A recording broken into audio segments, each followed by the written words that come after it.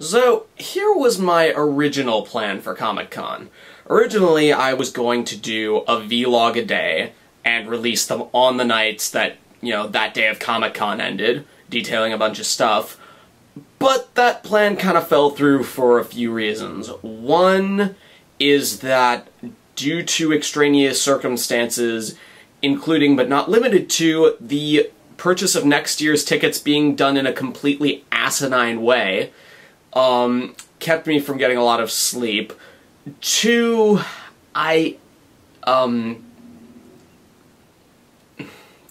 it's Comic-Con. I mean, it's a day's worth of walking around, and in my case, I was wearing layers on layers of dark clothing in San Diego in July. So, afterwards, I would just be in no mood to record. And third, I actually didn't get to a lot of the stuff that I was going to. I didn't get to the Legend of Korra panel, I didn't get to Jim Butcher's panel, I didn't get to, any of the DC Comics New 52 stuff. So, yeah, there's... I've done Harry Potter, I've done Batman Year One. Oh, that was another thing. I was gonna try to see the premiere of Cowboys and Aliens down there, but again, due to the late hours I kept and the late hours I slept, that really proved to be impossible.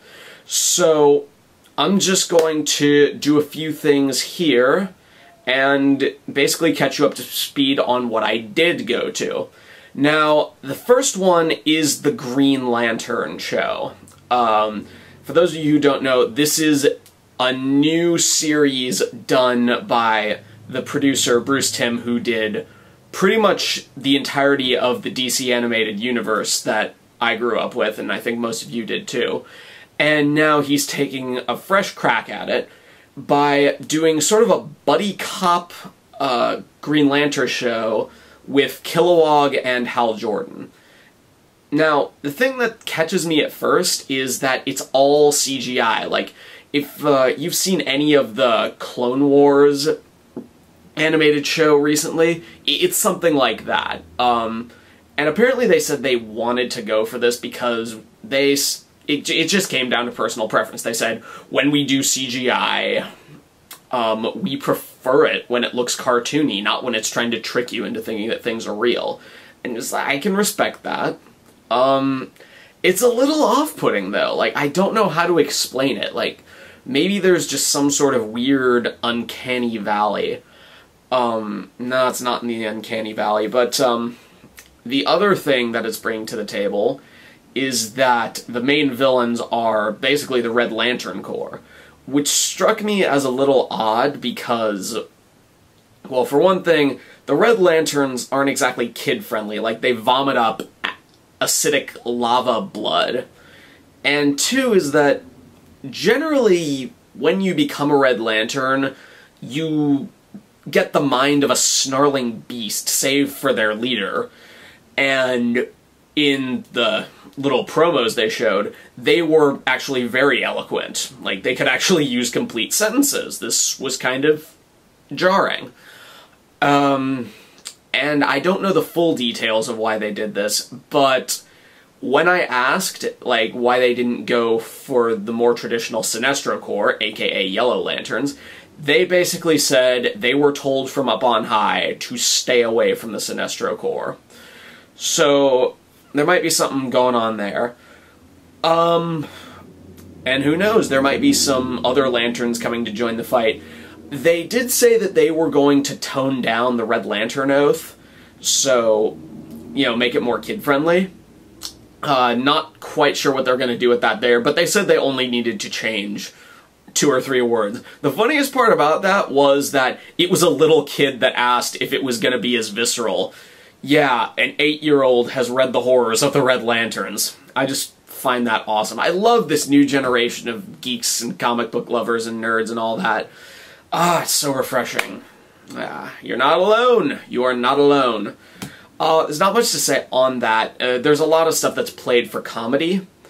The fact that, they've got, for some reason, they have a ship to go around the galaxy with, and Lanterns really don't need ships, but the main reason that it's there is so that they can have sort of an odd couple thing going on with a spaceborne AI. And there's one pretty funny scene where they piss off the Guardians of the Universe, which there are times when I'm all for. I mean, yeah, the Guardians are freaking useless. Like, come on, the Alpha Lanterns, what's up with that? But there's not much to say on that, though anyone who's familiar with the Flaming Sea, that would be Conan O'Brien's personal DC superhero. Yes, this exists, and don't ask me for any details on it, because I don't know. But, yeah, he might be getting his own CGI movie, which was evidenced by a trailer, and by Conan O'Brien crashing the panel. So, yeah, that was a pretty fun treat. I now wish I knew more about the Flaming Sea. The next thing that came up was the demo for the Old Republic. Or rather, I should say the panel. Now, I didn't stay for the whole thing. There was something I really wanted to catch apart from that. But it looks pretty solid. I mean, BioWare is definitely bringing their charm to it. And when I say charm, I mean they've got a moral choice system which is going to affect, like, have consequences on the story, and it's also going to have a companion system. And as cool as that is, I don't know how well that gels with the whole concept of the MMO. I mean, an MMO, by nature, has to accommodate for so many players, and I just don't know how you're going to do that unless...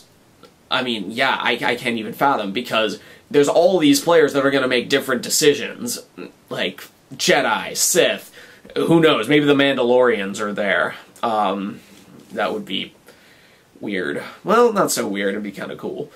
But on top of that, like, the companion system, that seems really easy to break. Not from anything I've seen so far, but, I mean, I just don't understand why, especially with a fully customizable NPC at your beck and call, there wouldn't be just one that, with the right combination, could be just the only one you'll ever need. I mean, let's be honest, are you really gonna go with a Twi'lek carrying a blaster rifle against an army of Sith wielding, like, all the lightsabers you can imagine? I don't know. Who knows, but suffice to say, it looks cool. I mean, it might be the new innovation in MMOs, and if you've played any of Knights of the Old Republic, it's actually very similar to that. Like, they even have a little bit of the whole turn-based thing going. Like, that whole fake turn-based, where it's like, you know, you can make decisions on the spot, but at the same time, there's still sort of a delay, so the victor will not be the man who's exercised his index finger to the point of breaking so that he can click at supersonic speed. It's actually kind of making me want to break my taboo on MMOs for it. I mean, I don't want to pay a monthly fee, but, like, it's just kind of refreshing. I mean, it really did remind me why I liked Star Wars and why I didn't let the prequels bring me down. I mean, yeah, Jar Jar Binks is atrocious. We can all agree on that. But, like, he was prominent in one, maybe 1.5 movies. Is that really enough to, like, ruin a franchise? I mean, come on. Are you just gonna declare that, like, all gay people are evil just because of Perez Hilton? I don't think so. I wouldn't. Perez Hilton is a mutation on his own that will never, ever, ever, punch to the face. So yeah, that's enough of that. But while we're on the subject of BioWare, Mass Effect 3.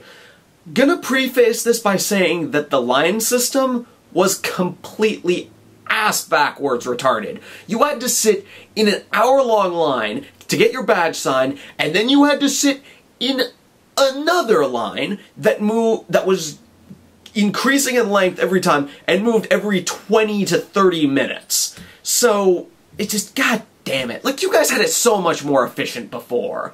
Like, maybe I came on an unpopular day, but, no, I mean, for Dragon Age 2, which I still haven't played yet. I kind of want to now.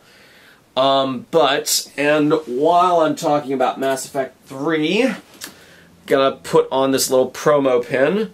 This is the Long Service Medal Achievement. You may recognize it. But yeah, I'm sure a lot of you have seen the demo online somewhere. Like, you basically have to get the fertile female Krogan to safety. Which, you know, it feels nice. The problem is, the demo doesn't really give me a great feel for what the game's gonna be like, because, to me personally, the best part of Mass Effect, apart from, like, all the stellar designs and concepts and all that, is the interactions. And this was a purely combat mission. So, but for what it was, it held up pretty well. Cerberus seems to have buffed out lately. Like, it took me about 10 shots to down one of those guys. And they're wearing, like, bulky-ass armor that they might actually be able to apply for the Ultramarines, if the Ultramarines wore, like, disgustingly ugly gray. But, and they didn't even let me fight the boss fight. Ah, you teases! But, let me see. One thing they did massively improve was the upgrade and weapon swap system. Like, here, you can actually customize your weapons. And, even better, you can do it in the field. That's just awesome right there. I mean, you know, you got the statistics and everything. Like, I love statistics. I never took a single class. But still, I mean, it's just fun. I mean, the only thing... Okay, no, I can't really complain about that because I chose to play as a Sentinel, so of course I'm not going to get a freaking automatic weapon. So, it went really well. If I had to complain, and I don't, but the battle seemed a bit chaotic at times. I also miss the arc that would happen whenever you did a biotic ability. I love throw. Like, seriously, I know you're all about warp and stuff, but to me, there's no greater feeling than sending a mook, like, sailing over the edge into the infinite abyss. So yeah, what have I covered? Like, chaotic, miss the arc. Also, they don't quite look as dynamic, but who knows. The other thing that was a little wrong was the fact that in the demo, they didn't have that one function working where you click down on the stick and you know where to go, which isn't helped by the fact that there were some unintuitive map designs there, but one of the guys actually said that the only reason that wasn't in the demo was because they were having problems with it. So I think we can let it slide. The Omni Blades are cool. Like, and the best part? You get two. One on each arm. Like, yeah, you're going full-on Ezio style.